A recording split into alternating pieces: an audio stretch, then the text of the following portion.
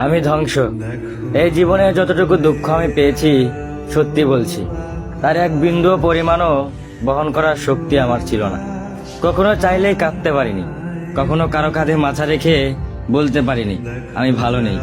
তাই নিজের ভিতরেই সব জমিয়েছি হাসি মুখের আড়ালে, নীরবতার গভীরে। মানুষ ভাবে আমি শক্ত, আমি নির্লিপ্ত, আমি সব পারি, অথচ কেউ জানে না ভেতরে ভেতরে আমি কতবার ভেবেছি। একা রাতে বালিশ ভিজিয়েছি, চোখের জল দিয়ে গোপনে যুদ্ধ চালিয়ে গেছি।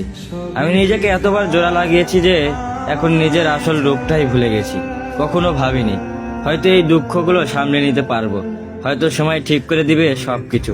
কিন্তু বাস্তবতা হলো আমি আয়ত্তের বাইরে দুঃখ ধারণ করতে করতে এখন নিজেই ধ্বংস হয়ে গেছি। এখন মনে হয় আমি নেই, আমি কেবল এক ভাঙা মানুষ, যার ভিতরে অনেক কথা জমে আছে কিন্তু শোনার কেউ নেই। সবাই বলে খারাপ সময় সবসময় থাকে না, সময় ভালো হয়ে যাবে, কিন্তু কেউ বোঝে না সময় শুধু ক্ষত তৈরি করে, সেগুলো শুকায় না। আমি এখন কেবল একটু নীরবতা, মুখে হাসি, চোখে অন্ধকার আর মনে একরাশ দুঃখের বোঝা নিয়ে প্রতিদিন বেঁচে থাকার অভিনয় করে যাই। আমি ধ্বংস হয়েছি, তবু মুখে বলি আমি ভালো আছি।